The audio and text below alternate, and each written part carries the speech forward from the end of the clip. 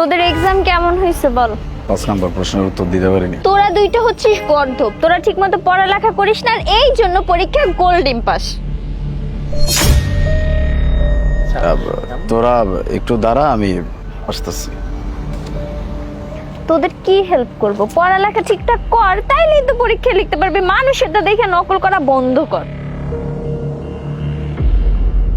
আব্বা, তোমার মাথা ঠিক আছে? হ্যাঁ, তুমি আমার কলেজের সামনে কেন আসছো? তোমার নাম বারবার বলছি যে তুমি আমার কলেজের সামনে আসবে না।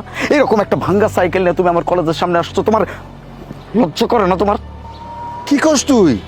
লজ্জা করবো কে? আমাকে যা কিছু আছে তার জন্য আমাকে লজ্জা করবো কে? বাবা রে, এই কাজ করে আমি সংসার চালাই, তোরা লেখাপড়া শিখাইতেছি। ওরে বাপ রে বাপ, জ্ঞান দেওয়ার বেলায় তুমি একদম একদম টপ ক্লাস। এত জ্ঞান দিতে হবে না তোমার। আমি বারবার বলছি যে তুমি এই ভাঙ্গা সাইকেল নিয়ে আমার কলেজের সামনে আসবে না, তুমিও আসবে না। তুমি আমার কথা কেন শোনো না? আর তাছাড়াও আমি আমার বন্ধু বান্ধবদেরকে বলছি যে আমি ভালো পরিবারের ছেলে, বিত্তশালী পরিবারের ছেলে। এখন যদি ওরা দেখে আমি তোমার সাথে কথা বলতেছি, আর যদি জানতে পারে যে তুমি আমার আব্বা, তাহলে আমার মান সম্মান থাকবে? হ্যাঁ, ওরা ওরা কি ভাববে আমারে? দেখো, তোমার আমি যাইতে বলছি, তুমি যাও। ঠিক আছে বাবা, আমি চইলা যাইতেছি। আমি ভাবছিলাম তোরে সাইকেলের পিছে বসাইয়া দুই বাপ বেটা একসাথে বাড়িতে ফিরুম, কিন্তু তুই যখন সেটা করতে চাস না, তোর লজ্জা লাগে কইলতেছস, তাহলে আমি চইলা যাই। কিন্তু বাবা, তোর একটা কথা বইলা যাই, তুই মন দিয়ে লেখাপড়া করিস। লেখাপড়া না করলে আজকে তুই তোর বন্ধু বান্ধবের কাছে তোর জীবনযাত্রাটাকে যেভাবে উল্লেখ করছস, সেইভাবে তুই তোর জীবনযাপন আর করতে পারবি না। উল্টা তোর মান সম্মান আরো বেশি করে যাইব। এত জ্ঞান দিতে হবে না আমারে। আর আমি এই যে একটু বাচ্চা এখনো নাই যে তোমার সাইকেলের পিছনে এমনি করে বসে আমি যাবো। যাও, তুমি যাও। আচ্ছা বাবা, যাইতেছি।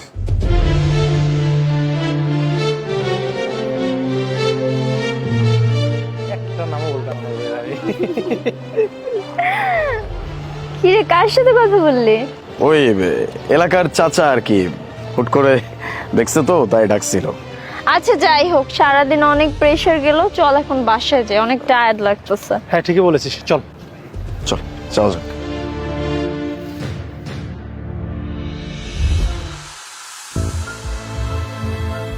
কিরে, এখানে বসে আছিস, ক্লাসে যাবি না? যাবো, মারুফকে ডাকছে ম্যাডাম, ও আসুক তারপরেই যাব। ম্যাডাম ডাকছে? কিরে, তোরা এখানে কি করছিস? এখানে কি করতেছি মানে? তুই নাকি ওকে বলে গেছিস এখানে বসা রেখে গেছিস? ও হ্যাঁ, আসলে ওকে বলে গেলাম, ম্যাডাম আমাকে ডাকছিল, বুঝছিস? ম্যাডাম ডাকলো, ম্যাডামের সাথে কথা বললাম। আচ্ছা চল না, আমরা কোথাও গিয়ে ঘুরে আসি, লেকপারে যাই, চল। ঘুরতে যাবি? ক্লাস কে করবে? আরে ম্যাডামের সাথে দেখা হয়েছিল, ম্যাডাম আমাকে বললো আজকে ক্লাস করাবে না, বুঝছস? আজকে ক্লাসটা আগামীকাল করাবে, তাই ভাবলাম যে চল ঘুরে আসি আমরা সবাই মিলে। যাওয়া যায়, চল। চল। কিরে, তুই উঠবি না? আয়। না, তোর বাইকে আমি উঠবো না, তোরা যা, আমি আসতেছি। আচ্ছা ঠিক আছে, চল তাহলে।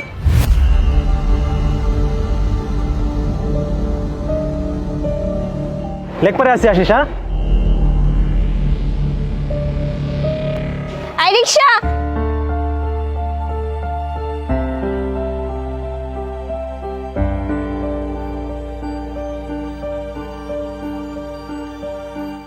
আরে কি ব্যাপার? দেখি নাম তো আমার। জানি না কি হয়েছে। শিট, চাকা পাঞ্চার হয়ে গেছে। কি করব এখন? এখন কি যে করি এখন, ঠিক কর।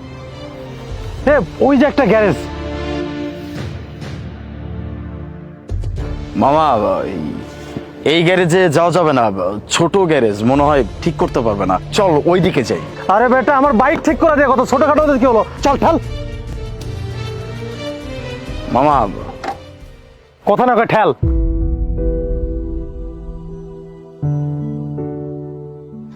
আপাই গেছি বেটা। কি করবো এখন, বিপদে পড়ছি।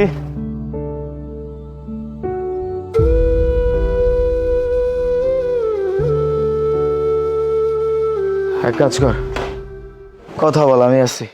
আচ্ছা ঠিক আছে, দাঁড়া। এই দাঁড়ান দাঁড়ান দাঁড়ান দাঁড়ান দাঁড়ান, 1 মিনিট দাঁড়ান। ওরা এখানে ঢুকছে কেন? আচ্ছা দাঁড়ান, এই নেন আপনার ভাড়া। চাচা, আমার বাইকটার পেছনের চাকা পাঞ্চার হয়ে গেছে, একটু সারে দেন না। হ বাবা দিতেছি, একটু অপেক্ষা করেন, আমি হাতের কামটা শেষ করে নেই, তারপরে দিতেছি। আচ্ছা ঠিক আছে চাচা, একটু ঠিক করে দেন। কি রে, তোরা আমাকে লেগ সাইডের কথা বইলা গ্যারেজে ঢুকছিস কেন? আর মামা বলিস না, যাইতে লাগে হঠাৎ করে পেছনের চাকাটা পাঞ্চার হয়েছে, কি করুম, গ্যারেজে আসলাম। বাবা আলিফ, তুই তুই এই জায়গায়, আজকে তোর ক্লাস নাই? মারুফ দেখ তো, এইটা ওই আঙ্কেলটা না, ওই যে ওই দিন দেখা হইলো, আলিফ বলল যে এটা ওর কোন পরিচিত, উনিই তো, তাই না? হ্যাঁ তাই তো দেখছি। পরিচিত লোক কি? আমি ওর বাবা। দেখ মারুফ, আলিফ কত ভাগ্যবান একটা ছেলে, ওর বাবার একটা গ্যারেজ আছে। ইস, আমার বাবার যদি একটা গ্যারেজ থাকতো কত ভালো হইতো। আমি সারাটা দিন আমার বাবাকে আমার কাছে পাইতাম। বাবা তো চাকরি করে, কিন্তু এত টাকা পয়সা দিয়ে কি হবে বল, যদি বাবাকেই টাইম মতো সবসময় কাছেই না পেলাম। হ্যাঁ তুই ঠিকই বলেছিস, তোর তো বাবা আছে, তোর বাবা আছে, আলিফের বাবা আছে, আমার তো বাবাই নেই। বাবা কি জিনিস আমি বুঝি না। ছোট থেকে কত স্বপ্ন ছিল, বাবার সাথে একসাথে কাজ করব, বাবা যা করে বাবাকে হেল্প করব, কিন্তু দেখ আমার হয়ে উঠলো না। যাই হোক আলিফ, তুই অনেক ভাগ্যবান কিন্তু। আরে কষ্ট পাস না আলিফ, তুই কিন্তু খুব খারাপ। কোনোদিন তো বলিসনি যে আঙ্কেলের একটা গ্যারেজ আছে, আর আঙ্কেলের সাথে কোনোদিন পরিচয় করাই দিসনি। আঙ্কেলের সাথে যদি পরিচয় করাই দিতি, আমরা তো মাঝে মধ্যে এসে দেখা করে যেতাম। আমি ওর পরিচিতই, আমি ওর বাবা না।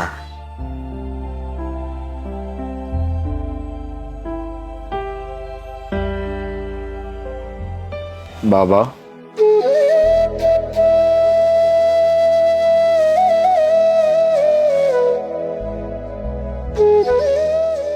বাবা তুমি আমার মাফ করে দাও। আমি কতটা স্বার্থপর একটা ছেলে যে আমার বাবা আমার জন্য এত কষ্ট করে, এত পরিশ্রম করে এই বয়সে, আর আমি কিনা আমার বাবার পরিচয় দিতে লজ্জা পাই, আবার আমার বন্ধু বান্ধবের কাছে। আমি খুবই লজ্জিত বাবা, আমারে তুমি মাফ করে দাও। বাবা, ছেলেরা কখনো বাবার কাছে মাপ চায় না। বাবা, আমি তোকে মাফ করে দিয়েছি, তুই যে তোর ভুলটা বুঝতে পেরেছিস, এতেই আমি খুশি হয়েছি বাবা।